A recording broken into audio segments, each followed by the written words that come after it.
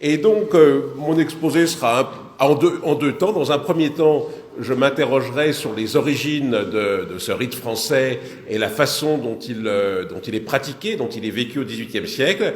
Et puis, dans une deuxième partie, je m'intéresserai plus particulièrement au processus un peu long, comme l'a rappelé Lionel, mais tout à fait intéressant, qui a conduit le Grand Orient de France, dans les premières années de son existence, à fixer un rite.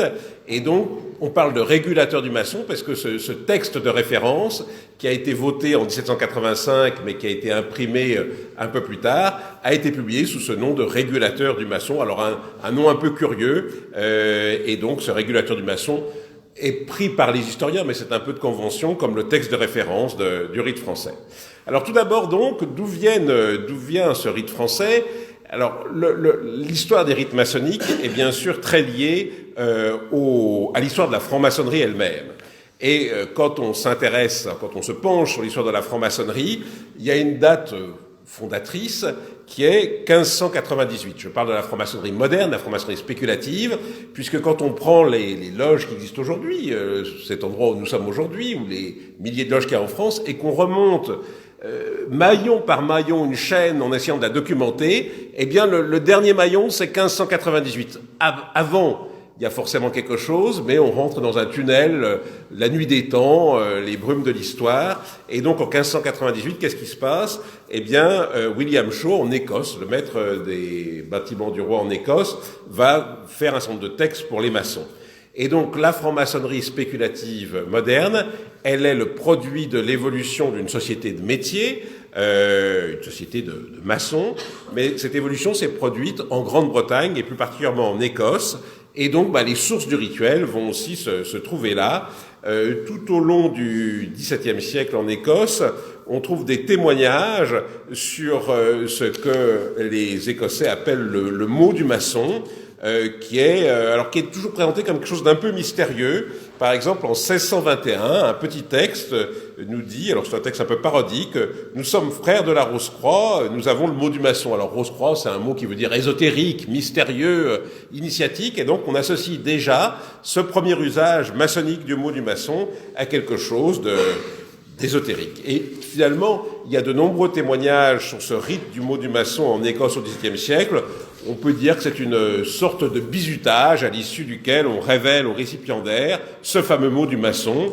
Et voilà ces premiers témoignages du XVIIe siècle dans ce petit pays d'Écosse qui va être l'origine de la maçonnerie spéculative moderne. Pourquoi ? Parce que ces loges, ces groupes de maçons vont recruter des gens qui sont étrangers au métier, ce qui était un usage d'ailleurs classique, mais alors que partout ailleurs c'est un usage marginal, on veut honorer les notables, les gros clients, le maire, le pasteur ou le curé, et donc ils viennent une fois, ils sont reçus, puis ils viennent une fois de temps en temps, mais c'est forcément marginal. Eh bien, en Écosse et puis en Angleterre, selon des modalités d'ailleurs un peu différentes, on va avoir des gens qui sont étrangers au métier et qui vont être de plus en plus nombreux dans ces loges. Alors, je ne m'étends pas sur l'histoire des origines de la franc-maçonnerie, mais l'histoire des rituels, il est lié à cette origine de la franc-maçonnerie. Et donc, quand on s'intéresse aux sources, aux racines les plus anciennes des rituels maçonniques, et en l'occurrence du rite français, on verra comment, il faut aller en Écosse. Alors, ce mot du maçon qui est ésotérique, qui est un peu mystérieux, eh bien, à la fin du XVIIe siècle, on sait un peu ce que c'est, puisque c'est quelque chose de très connu des historiens de la franc-maçonnerie. Un ecclésiastique écossais note dans son journal le mot du maçon dont certains font un mystère. Je ne veux pas cacher le peu que j'en sais.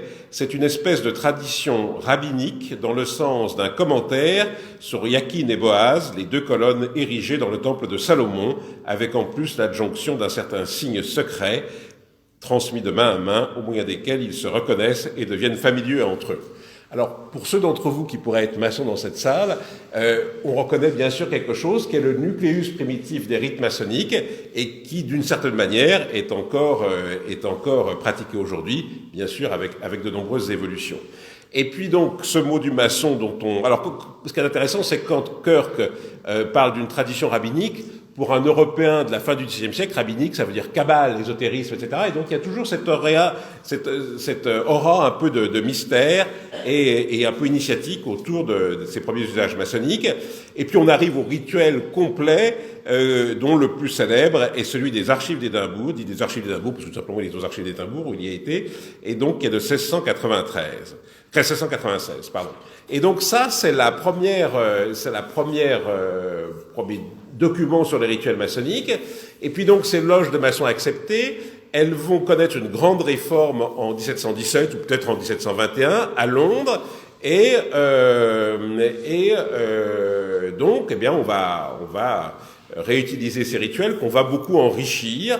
Alors, ce qu'on peut dire, c'est que donc la création de la première grande loge, la grande loge de Londres et de Westminster, qui va devenir la grande loge d'Angleterre, on sait un peu son système de grades. On peut le voir, par exemple, dans l'édition des Constitutions qu'elle publie en 1723, puisque on explique qu'il y a 2 grades, et d'ailleurs en 1738, eh bien il y a 3 grades, donc il y a eu un enrichissement. On pourra en dire un mot tout à l'heure. Alors on sait toujours, on a parfois contesté, il y a eu des débats sur la légitimité, la continuité entre cette maçonnerie écossaise du XVIIe siècle et cette nouvelle grande loge, qui est une organisation par beaucoup d'aspects nouvelle, et qui annonce donc la franc-maçonnerie obédientielle moderne, mais il y a eu un souci d'enracinement et de tradition de cette première grande loge. Alors par exemple, en 1721, on va porter de façon très ostensible des règlements médiévaux de maçons, ça montrait symboliquement, on veut dire qu'on se rattache à ça.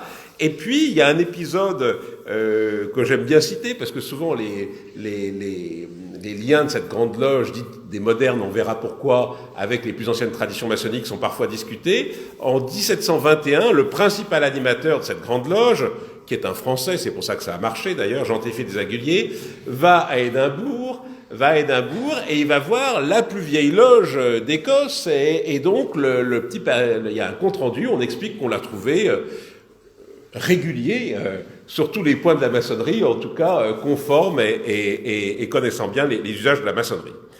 Alors, il y a un élément essentiel dans l'histoire du rite français, mais pas que dans l'histoire du rite français d'ailleurs. Je vous ai dit qu'en 1723, les premières constitutions d'Anderson disent que la maçonnerie se fait en 2 grades, et ça c'était tout à fait conforme justement aux anciens usages écossais, apprenti entré et compagnon du métier ou maître. Et un peu plus tard, en 1738, les fameuses constitutions nous expliquent qu'elle est en 3 grades. Il y a un grade qui est apparu, il y a eu un enrichissement. Alors on n'a pas fait juste un grade, on a aussi enrichi la matière symbolique, et on connaît un peu la nature de cet enrichissement, et c'est le premier point très important quand on s'intéresse à l'histoire du rite français. En 1730, à Londres, est publié ce que les Anglais appellent une exposure, et que nous appelons une divulgation, donc un livre qui révèle les usages secrets des maçons, qui s'appelle Masonry Dissected, donc la maçonnerie disséquée ou examinée, et qui présente un système de 3 grades avec des instructions assez complètes.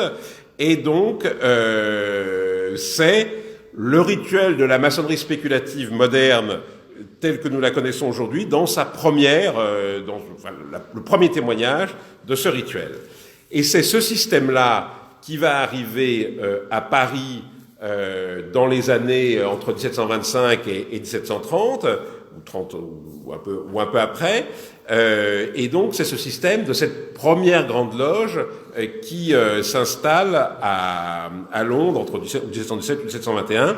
Et pourquoi j'insiste là-dessus, c'est que par la suite, il y aura une autre grande loge qui va s'appeler la Grande Loge des Anciens, bien qu'elle soit postérieure. Et en fait, tous les rituels maçonniques pour les grades symboliques relèvent de l'une ou l'autre famille. Les modernes, ceux de 1717 ou ceux de 1721, et les anciens, ceux de 1751. Et donc, en France, ce qui va arriver, c'est la première greffe, et c'est donc les modernes qui vont arriver en France dans les années 1725, 1730. Alors en fait, c'est un peu compliqué, parce que si c'est arrivé en 1725, a priori, c'est déjà le système en 2 grades, mais en tout cas, ça passe très vite en 3 grades. Et la première loge en France, d'ailleurs, elle pose des tas de problèmes, parce qu'a priori, la maçonnerie vient de Grande-Bretagne, mais d'où venaient les 3 hommes dont on sait qu'ils fondent cette loge, au milieu des années 1720, dans les années 1720, Un historien, en général bien informé, mais qui malheureusement ne donne pas ses sources, explique que la loge a été créée le 12 juin 1726. Cette première loge, elle est créée par 3 Britanniques qui s'appellent Maclean, Derwentwater et Degerty. Et donc, et ces 3 Britanniques, ils ont une caractéristique, c'est que ce sont des partisans de la dynastie déchue des Stuarts, et donc des Jacobites, des partisans des rois Jacques, et donc des Jacobites. Et c'est assez singulier de voir cette première loge en France qui est liée au courant jacobite, alors que la première grande loge en 1721, elle est plutôt liée aux Hanovriens, donc la dynastie qui s'est installée plus récemment, et que la première grande loge, d'ailleurs, va être un outil de son enracinement. Alors c'est aussi une des difficultés qui va être un objet de débat pour les historiens des rites et des rites français. Elle dure assez longtemps d'ailleurs cette première loge parisienne, parce que en 1736 il y a un gazetin, on dirait un journaliste aujourd'hui, qui expose une grande cérémonie qu'elle tient. Et puis d'autres loges vont apparaître à Paris. Alors, est-ce que c'est par des frères qui avaient été initiés par cette première loge? Est-ce que c'est par des frères qui avaient été reçus en Angleterre ou qui avaient été reçus par d'autres Anglais? Tout ça est assez obscur. Et on peut dire en tout cas qu'il y a une loge qui est constituée, qui demande une patente à la Grande Loge d'Angleterre, donc celle des Moderns, qui s'appelle Au Louis d'Argent. Et puis, dans les années 1730, il y a la création de 2 loges où on trouve des Britanniques ou des Britanniques d'adoption très actifs, la loge Custos-Villeroy et la loge Bussy-Aumont. Et alors, la grande question, c'est que pratiquaient ces loges? Alors, il y a quelques manuscrits anciens de rituels maçonniques qui sont datés. Mais d'abord, on ne sait jamais si la date n'a pas été ajoutée un peu après, si la date est fiable. Souvent, c'est une note comme ça. Voilà. Alors, il peut y avoir le filigrane, mais le filigrane, on peut utiliser surtout au XVIIIe siècle un papier 20 ans après sa fabrication. Et donc, tout ça, les manuscrits ne sont pas d'une grande aide. Et donc, on s'en tient à d'autres documents dont la date est plus fiable, qui sont les divulgations, mais ce coup-ci les divulgations françaises, parce que un peu comme en Angleterre, en France, dès la fin des années 1730 et surtout dans les années 1740, il va y avoir plein de petits ouvrages qui se moquent de la maçonnerie, mais j'allais dire gentiment, on n'est pas dans l'antimaçonnisme qui dit que c'est le complot, que c'est terrible, etc. C'est sur le mode, on va vous en raconter une bien bonne, on va vous dire ce que les francs-maçons font dans leur loge. Alors les titres sont explicites: le secret des francs-maçons, le catéchisme des francs-maçons, l'ordre des francs-maçons trahis, le sceau rompu. Et donc tous ces textes apparaissent au milieu des années 1740.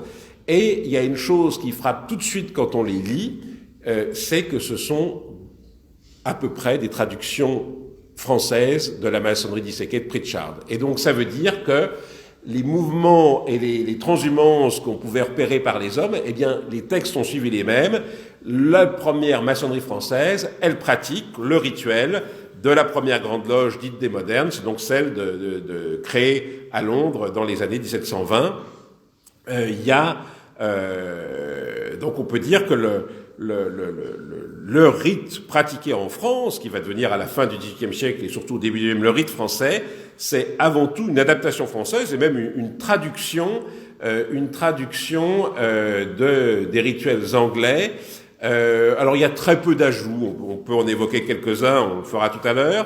Il y a quand même 2 points à mettre, à mon avis, en lumière. C'est que si les rituels sont importés d'Angleterre, il y a quand même deux éléments qui sont à mon avis spécifiques à la France et qui vont donner d'ailleurs un peu sa personnalité à ce rite des Français qui devient le rite français. La première, c'est l'idée d'initiation. Très tôt en France, quand la maçonnerie arrive, on l'associe à l'idée d'initiation. Le XVIIe siècle s'était passionné pour les textes de l'Antiquité tardive sur Isis, Osiris, les mystères d'Éleusis, etc. Tous ces textes sont publiés, Et donc, on fait tout de suite le parallèle entre ces rituels maçonniques, où on est dans les ténèbres, on vous donne la lumière, il y a des rites, il y a des voyages, avec ces mystères de l'Antiquité, tels que les rapportent Plutarque ou Apulée, ou un certain nombre d'auteurs dans l'Antiquité tardive. Donc il y a cette idée d'initiation. Alors ça a été discuté. Aujourd'hui, je crois qu'on peut dire de façon incontestable que cette idée, elle est présente dès les débuts de la maçonnerie française. Elle est même présente dans le premier texte maçonnique français, les devoirs enjoints aux francs-maçons, qui sont une traduction des constitutions d'Anderson, manuscrites, faites, semble-t-il, par O'Eggerty en 1735.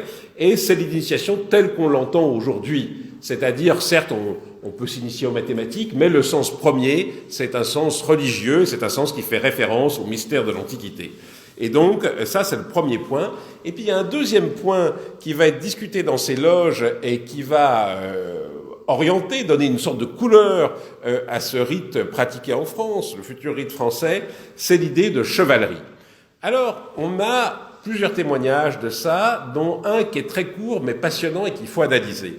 Dans ces premières loges françaises, à un moment, le gouvernement, alors on a dit ça déplaît au roi. En fait, le roi s'en fichait complètement. Louis XV était d'ailleurs probablement maçon, ou l'avait été. Mais on est dans une monarchie absolue, donc le roi ne gouverne pas. Le roi règne. Ce qui gouverne, c'est le premier ministre, le principal ministre, le cardinal Fleury. Et le cardinal Fleury, il y a quelque chose qui le réveille la nuit, c'est le jansénisme. Et il a peur que la franc-maçonnerie soit une nouvelle tête de l'hydre janséniste. Et donc il va interdire les loges pendant pas très longtemps, et ça n'aura pas un grand effet. Mais on fait une descente de police et on saisit les papiers de la loge Custos Villeroy, qui sont les plus anciens documents maçonniques français, qui sont à la Bibliothèque nationale, que certains d'entre vous ont pu peut-être voir en vrai dans l'exposition que nous avons faite il y a 2 ans. Et dans ce livre d'architecture, qui est très sommaire, très succinct, comme les livres d'architecture de cette époque, Custos, le vénérable maître, se plaint justement de la première loge, la loge de Wrentwater, cette loge de Jacobites, et dit que dans cette loge on porte l'épée. Et il ajoute, c'est une innovation regrettable, parce que la maçonnerie n'est pas un ordre de chevalerie, mais un ordre de société. Et ça veut dire que dans cette loge, cette première loge française, il y avait donc cette dimension un peu chevaleresque qui va marquer le rite français et qui est un apport de cette loge jacobite. Alors, on a souvent cité cet extrait pour justement en faire une des premières attestations des liens entre chevalerie et maçonnerie en France. Mais on oublie de regarder les lignes qui suivent et c'est très intéressant pour nous parce que dans les lignes qui suivent, on s'aperçoit qu'à part cette idée de porter l'épée, eh bien, Custos ne fait pas d'autres critiques. Donc, il considère que la loge des Jacobites de 1726 pratique le même rite que lui. Donc, ça, c'est le premier point. Et c'est particulièrement passionnant parce que Custos avait une grande habitude de la maçonnerie anglaise. Les frères, on le voit dans le registre, s'honorent de l'avoir comme vénérable en disant qu'il a été vénérable de 5 loges en Angleterre. Alors, ça veut dire quoi pour le faire court? Ça veut dire quelqu'un qui avait beaucoup pratiqué la maçonnerie en Angleterre, qui avait été vénérable de 5 loges, il vient en France, il pratique naturellement la même chose, et il considère que la première loge française, cette loge indiscutablement liée au courant jacobite, eh bien, elle pratique le même rituel que lui.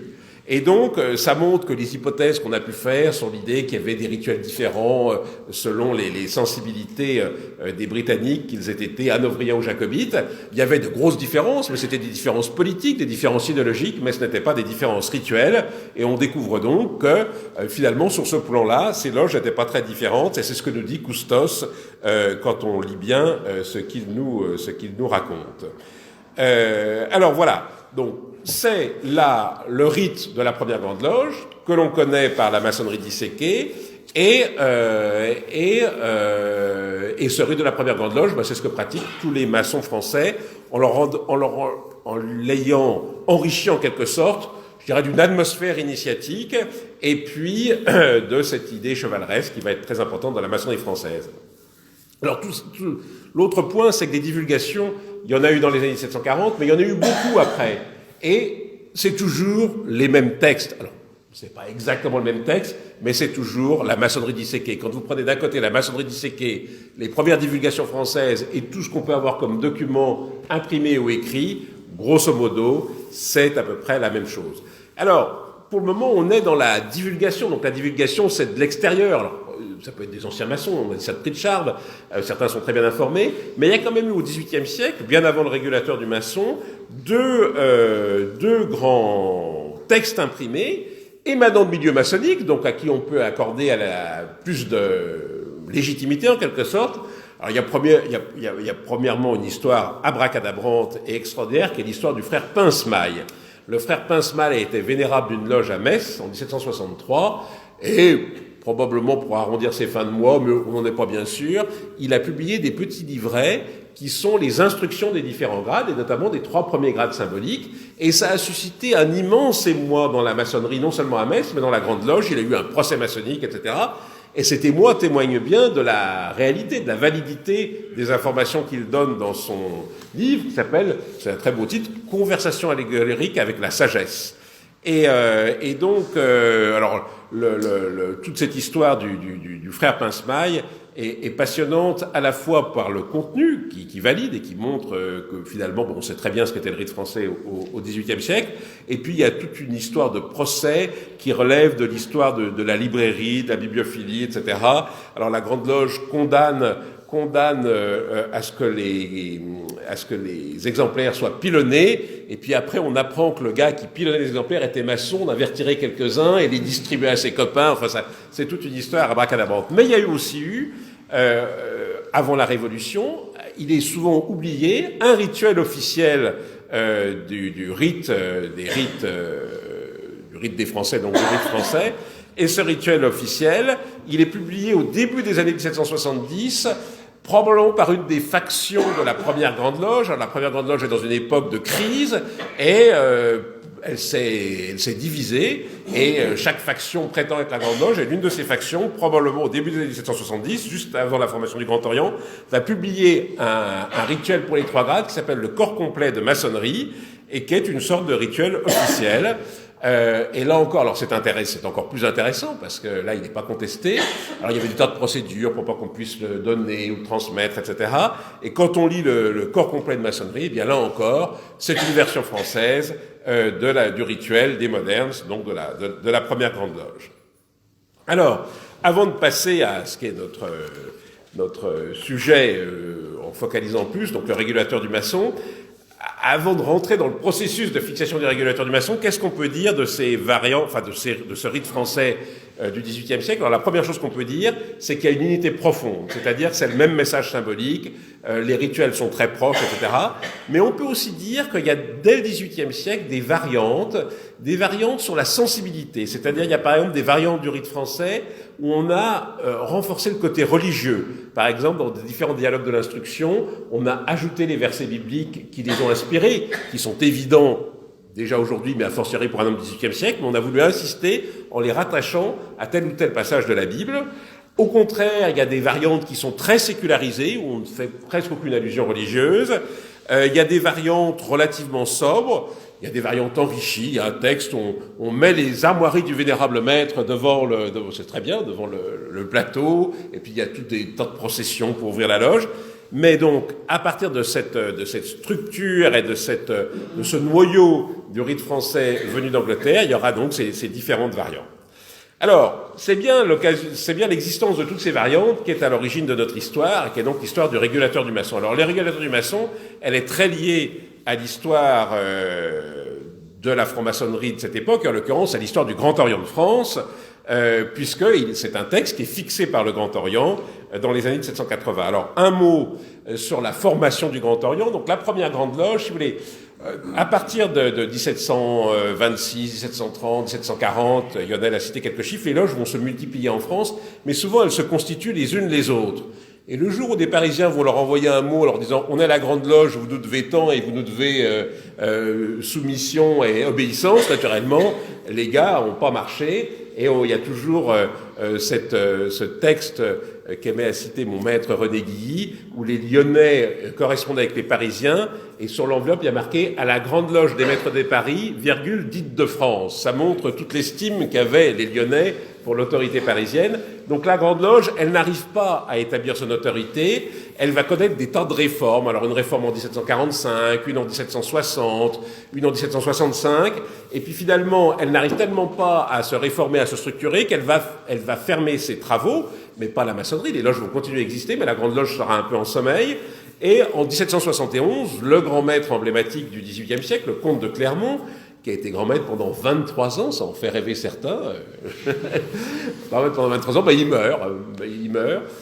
Et donc, un certain nombre de maçons vont se dire que c'est l'occasion de faire une profonde réforme de la première Grande Loge.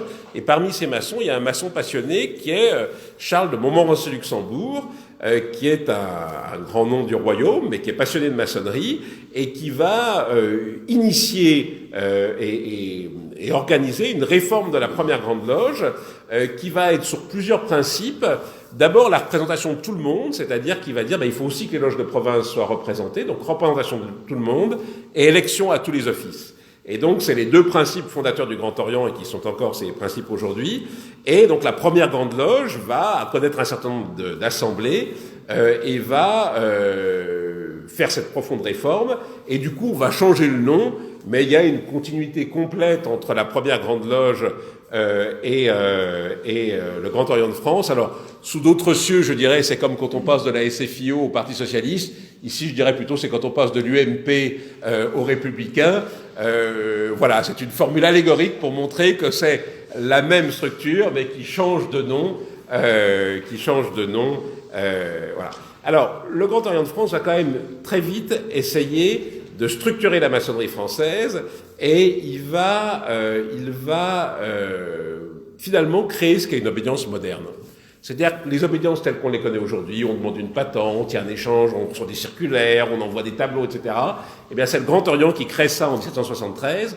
Il crée quelque chose dont les frères se plaignent, les frères et les sœurs se plaignent parfois aujourd'hui, mais qui est la providence des historiens.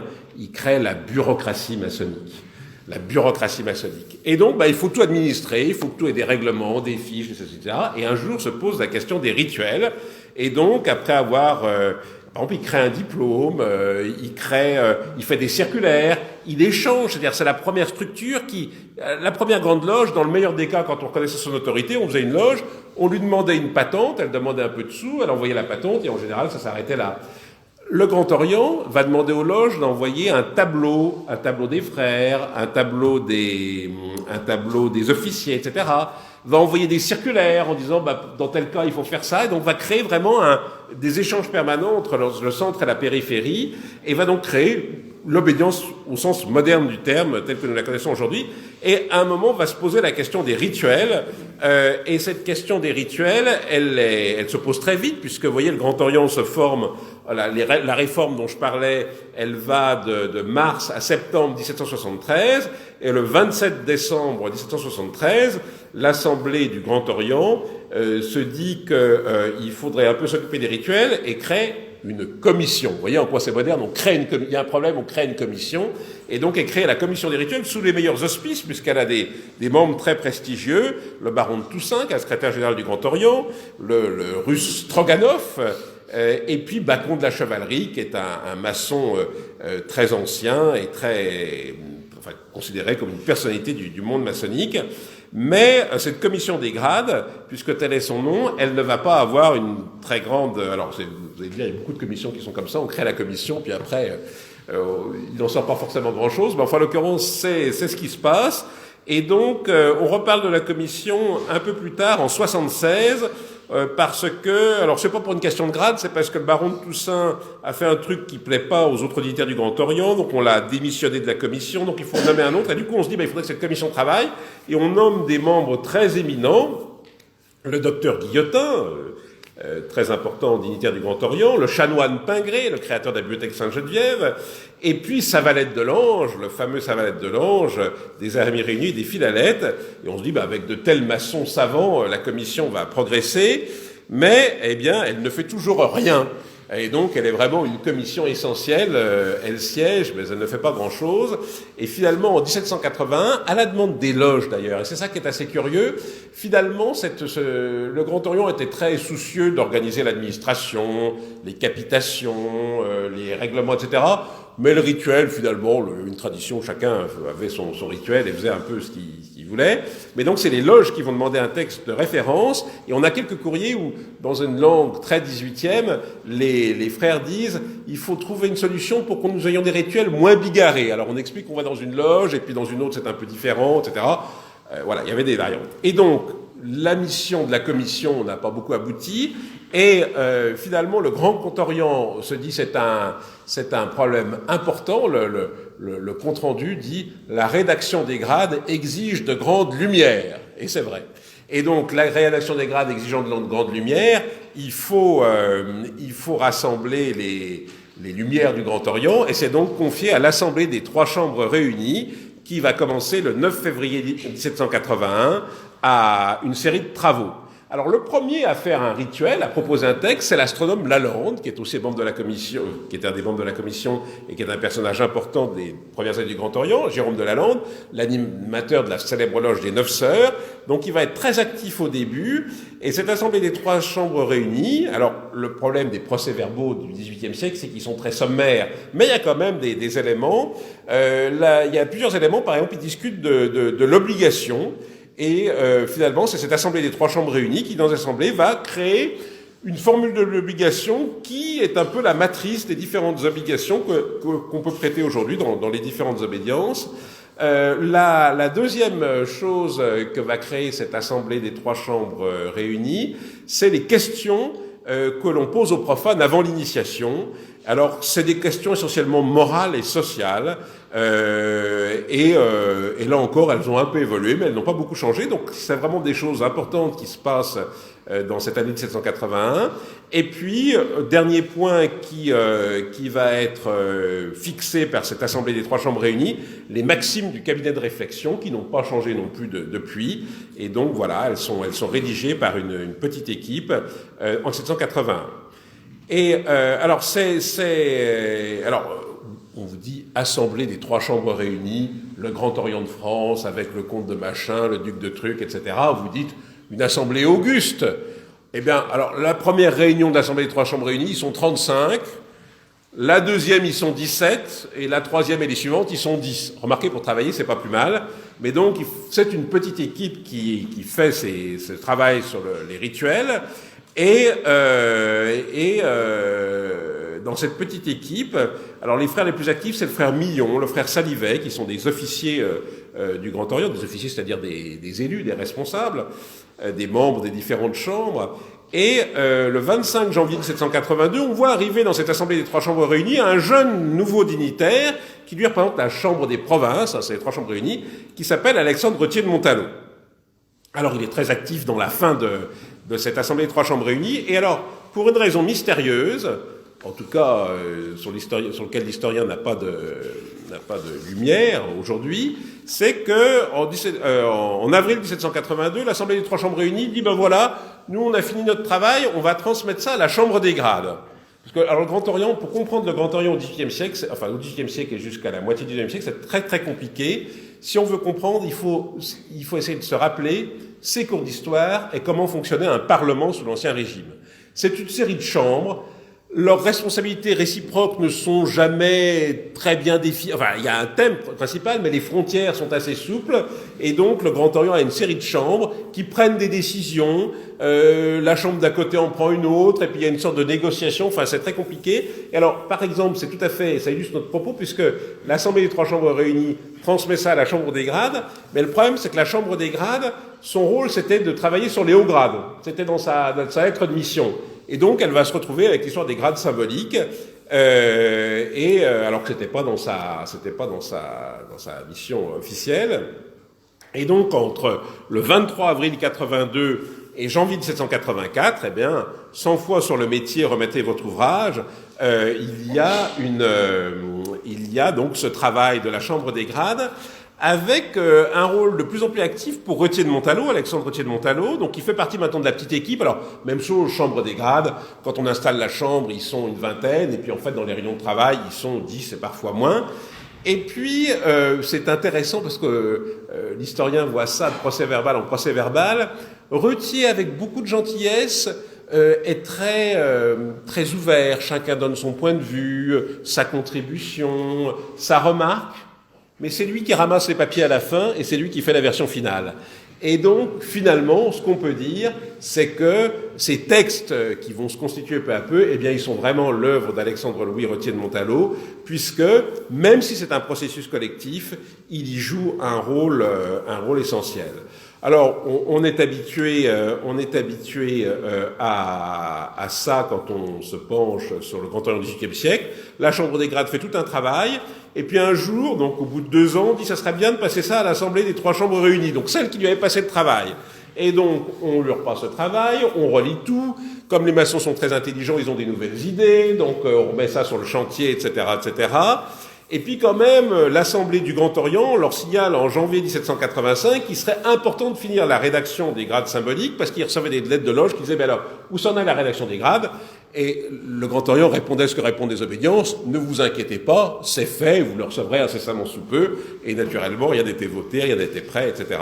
À tel point d'ailleurs qu'il y a une remarque assez savoureuse d'un maçon qui connaissait bien son affaire, quelqu'un qu'on croise dans tous les milieux maçonniques au XVIIIe siècle, le frère de chef de bien, Eques Capite Galeato, qui était partout, y compris au Grand Orient, et qui au convent des Philalètes dit la chose suivante, je cite, « Le Grand Orient de France ressemble à Crébillon père, composant depuis 20 ans une tragédie dont son fils disait « Il l'a faite, il l'a fait, il la fera toujours ».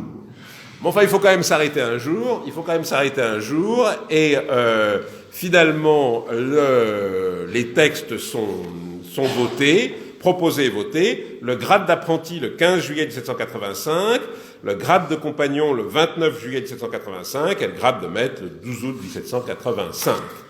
Alors, quand on regarde ce texte, quelles sont ses principales caractéristiques? Alors d'abord, c'est qu'il est très fidèle aux usages de l'époque, c'est vraiment une fixation. Et alors on se dit, mais qu'est-ce qu'ils ont fait pendant ces 12 ans? Alors finalement, ils n'ont pas tellement discuté du rituel, ils ont pris une rédaction, mais ils ont surtout discuté de, quand un profane se présente, est-ce qu'il faut les 3/4 des boules ou les 2/3 pour l'admettre? Quand ceci, c'est surtout des trucs administratifs, c'est des procédures autour du rituel, moins que le rituel lui-même. Mais enfin, ils ont quand même fixé un texte. Et ce qu'il y a d'intéressant, c'est la nature de ce texte, qui est finalement un texte assez sécularisé. C'est-à-dire que je vous disais, par exemple, que le corps complet de maçonnerie avait une coloration fortement religieuse. Le régulateur du maçon, c'est le même enseignement symbolique, mais on a supprimé toutes les références bibliques. Elles sont ostensibles, elles ont pas, enfin, on n'a pas supprimé les références, on a supprimé leur caractère ostensible. Par exemple, dans la formule classique, cherchez, vous trouverez, frappez, on vous ouvrira, etc., etc., dans le corps complet, on dit, selon la formule des Saintes Écritures, etc., dans le régulateur du maçon, on se contente de donner la formule, et on ne fait pas de référence aux Saintes Écritures, et il y aurait 10 exemples comme ça.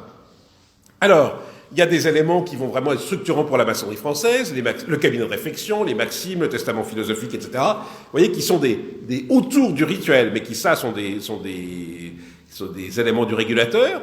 Le régulateur a aussi quelques formules heureuses qui vont devenir, je n'ose pas dire des dogmes maçonniques, mais en tout cas des thèmes très importants, comme l'idée de réunir ce qui est épars. La première fois qu'on le trouve, c'est dans le grade de maître du régulateur du maçon.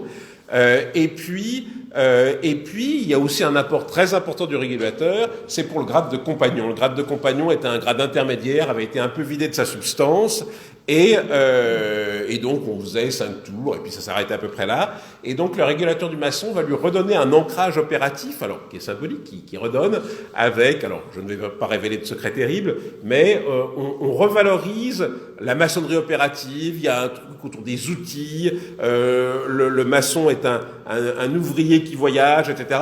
Et tout ça, c'est du néo-opérativisme en fait, qui sont réintroduits dans le rituel maçonnique par les auteurs du régulateur, Roger de Montalot à ses amis, qui étaient des lecteurs de l'encyclopédie et donc qui étaient intéressés par les arts libéraux et toutes ces choses-là. Voilà. Donc ce texte du régulateur, il est à la fois fidèle vraiment aux usages du rite français du XVIIIe siècle, donc très proche de ces sources anglaises des modernes. Il est néanmoins un peu sécularisé. Il apporte des éléments qui vont rester, les maximes, le testament philosophique, quelques belles formules, et voilà. Alors une fois qu'on a fait un texte, c'est très bien, mais c'était un texte pour les loges. Alors la question, c'est comment diffuser ce texte, Et alors, vous allez me dire, ça n'a pas un grand intérêt en soi. Eh bien si, parce qu'en fait, toutes ces discussions autour de la façon de diffuser le texte, c'est très révélateur de la conception du rituel et finalement de l'idée que la maçonnerie avait les dignitaires du Grand Orient. Alors, ils vont consacrer beaucoup de temps à savoir comment diffuser le rituel. Alors, il y en a qui disent, il faut l'imprimer. Et il y en a d'autres qui disent, comment imprimer un rituel? mais c'est abominable, on ne peut pas. Et il va y avoir donc, ça va être l'occasion d'échanges passionnants que je résume avec cette citation qui m'est chère du frère d'Aubtin, un des grands officiers du Grand Orient, qui, dans cette discussion, s'éclame à un moment, dit la chose suivante: le Grand Orient peut-il faire imprimer un ouvrage qui n'est pas de lui, qui lui a été transmis d'âge en âge par la tradition, un bien commun enfin qui ne doit point être altéré et qu'il doit transmettre à ses successeurs dans le même état et de la même manière qu'il l'a reçu. Alors vous voyez, on est bien dans ce que je vous disais, une fidélité vraiment aux usages, etc. Et le frère d'Aubtin conclut: l'impression porte le caractère de la publicité, le manuscrit au contraire, celui du mystère et du secret. Et donc c'est pour des raisons initiatiques que le Grand Orient va finalement décider de ne pas imprimer son rituel, mais de le diffuser sous forme de copies manuscrites. Alors, on est tellement omnubilé par l'idée que le secret puisse être trahi, volé, etc., qu'on va mettre au point une procédure efficace, mais alors d'une complication et d'un prix, voilà, parce que donc c'est une série de cahiers, on n'envoie pas les cahiers en même temps, et ils sont recopiés à la main. Alors, c'est compliqué, on perd les cahiers. Alors d'ailleurs, les ensembles complets sont très très rares. Aujourd'hui, on en connaît un, c'est le fameux rituel de la chaîne d'union, où là, il y a l'ensemble des cahiers. Mais sinon, on connaît beaucoup de cahiers du régulateur du maçon, manuscrits des cahiers du XVIIIe siècle. Alors, un coup, il y a le cahier du second surveillant de tel grade, donc il y a une grande dispersion. Donc ça a été efficace, finalement, de faire ces cahiers. Et puis le problème des choses manuscrites, c'est que, en fait... il y a des frères qui le recopiaient, mais il y en a d'autres qui missionnaient des copistes. C'était la photocopie de l'époque. Il y a des gens dont c'était le métier. Rousseau, ça a été son métier. On copie des choses. Et donc, c'est cher. Donc, voilà. Le régulateur du maçon, il est fixé en 1785. Il commence à se diffuser aux loges à partir des années 85-86, sous forme de copies manuscrites. Mais arrive la Révolution, les travaux maçonniques sont suspendus, et tout est repris à partir de 1795, vraiment le petit noyau initial, et la maçonnerie repart vraiment en 1800. Et les loges se réveillent, donc il faut beaucoup de rituels pour qu'elles puissent travailler. Beaucoup de gens ont eu peur, ont détruit des papiers, les rituels, etc. Et donc, le Grand Orient s'en tient à sa doctrine. Le manuscrit conserve le caractère du mystère et du secret, donc tout doit être sous forme de manuscrit. Et bon, c'était quand même tentant, et un libraire va le faire, un libraire non seulement maçon, mais en plus officier du Grand Orient, comme il lui sera reproché dans une sorte de grand procès maçonnique qui lui sera fait, va faire imprimer ce texte et va lui donner le nom sous lequel nous le connaissons, le régulateur du maçon. Alors en général, on dit le régulateur du maçon de 1801. Mais là aussi, on est dans une histoire dont je ne donnerai pas les détails parce qu'elle intéresse plus les bibliophiles que l'histoire du rite français. C'est qu'en fait, c'est pas 1801. Il l'a imprimé plus tard. Il l'a imprimé en 1803.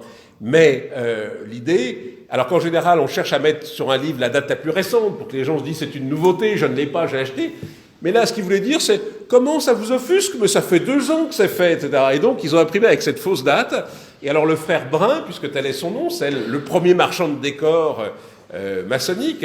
Alors, depuis, les marchands de décors ne se livreraient pas à des choses aussi horribles que de publier des rituels.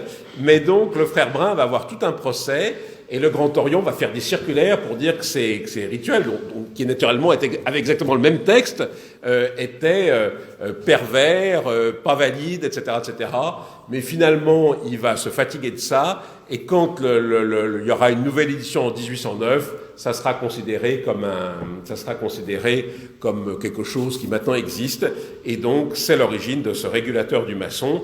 Le texte est de 1785, le nom est du début du XIXe siècle, et ce régulateur de 1801 est de 1803. Alors voilà, en conclusion de ces premiers propos, et avant de répondre à vos questions, je voudrais dire plusieurs choses. La première, c'est que le rite français, il est d'abord le rite français, mais il va influencer beaucoup d'autres rites. Le rite écossais rectifié comprend beaucoup d'éléments qui viennent du rite français, la structure de la loge et tas de choses. Le rite écossais ancien accepté comprend beaucoup d'éléments qui viennent du rite français. Et alors, on n'est pas à la Grande Loge, donc là je peux le dire, mais qu'est-ce qui ressemble le plus au rite écossais ancien accepté pratiqué aujourd'hui par la Grande Loge de France? C'est le régulateur du maçon. parce qu'un certain nombre d'éléments venant de la tradition des anciens ont été éliminés par l'histoire, et ce qui est resté, c'est des choses dont les gens avaient l'habitude, et donc c'est le rite français et le régulateur du maçon. Et puis la deuxième chose que je voudrais dire, c'est que, bon, j'ai essayé de faire simple, on pourra rentrer dans le détail, dans le cadre des questions, mais l'histoire maçonnique, l'histoire en maçonnerie a un rôle important. C'est pas juste une discipline pour les gens qui s'intéressent à ça, c'est une sorte de devoir pour tous les maçons. Alors pas forcément d'être un érudit maçonnique, mais en tout cas de s'intéresser à l'histoire, parce que la maçonnerie, c'est une tradition, donc c'est une expérience humaine. Et pour connaître cette expérience humaine, l'initiation, c'est la transmission de cette expérience humaine, et pour la connaître, il n'y a pas 50 façons de faire, il y a de se pencher sur son histoire, de voir comment les hommes ont réagi face à ces éléments, et donc pour s'agréger cette tradition, il faut l'étudier. J'espère que je vous en ai donné envie.